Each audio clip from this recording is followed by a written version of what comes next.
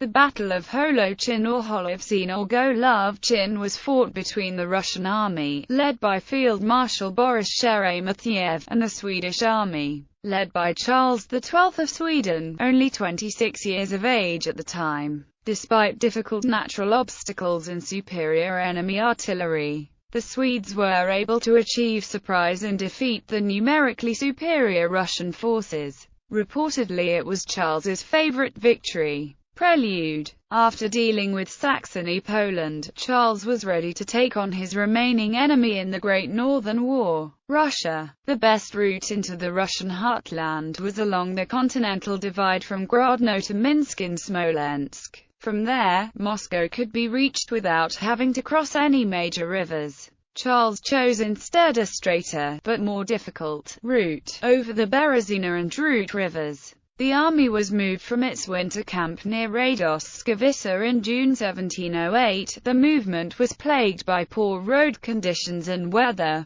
The unexpected choice of route made the Russians unsure of the Swedish intentions. In addition, with Peter I of Russia away, the Field Marshal Boris Sheremetyev had to contend with the rivalry of Alexander Menshikov. After a council of war, it was decided to draw the Russian defense line by the Dnieper River. In June and July the army was moved piecemeal towards Vabich, a marshy tributary of the Drut River. The main force of the Russian army was deployed around the village of Vasilki, east and across the Vabich from Holowczyn. The bridges from across Vabich were fortified and defended with artillery. To the south, General Nikita Repnin deployed his force and fortified his position 3 kilometers to the southeast. Between the two fortified camps lay marshy territory that could not be fortified. The Swedes had observed the Russian deployment along the Vabich. Starting on the 30th of June, Swedish regiments started bivouacking on the heights west of Holowczyn. Charles and his followers noticed the gap in the fortifications, and decided on a plan of attack.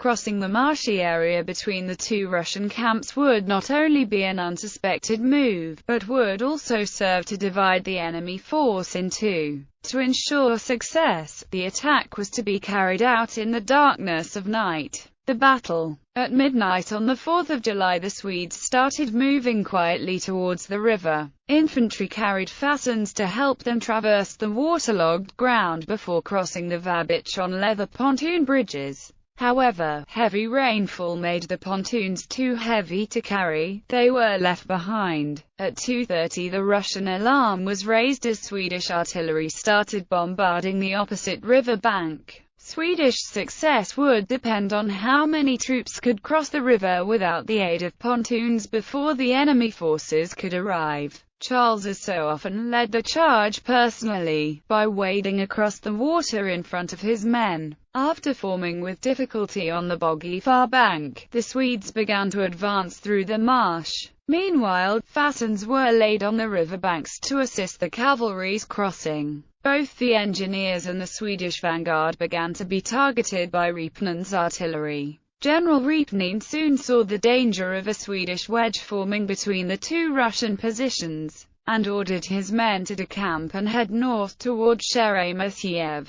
5 Swedish battalions fought hard to prevent the Russian regiments from merging. Sheremetyev, hearing the sound of battle, dispatched reinforcements towards Repnin's position. But by that time enough Swedish forces had arrived to prevent these reinforcements from joining Repnin. The latter was forced to retire his forces eastwards and southwards. Swedish cavalry by now had followed the infantry across the river, and scattered their Russian counterparts towards the south. At this point, Sheremetyev's forces were still waiting across the river from Holowczyn. They had been on full alert for hours, in the belief that the attack on Repnin was a feint and expecting the main Swedish attack to come from Holowczyn. Finally, Sheremetyev took the initiative to attack the almost undefended Swedish camp to the west. However, when news of the Repnin setback reached Sheremetyev, he decided not to wait for a Swedish attack on his rear, but instead began retreating towards Shlov by the Dnieper. Aftermath. The victory provided the Swedes with a defensive line along the Dnieper, and the area around Mogilev could be used as a base of operations in their campaign against Russia. However, since so many of the Russian troops were able to escape, it was not a decisive strategic victory.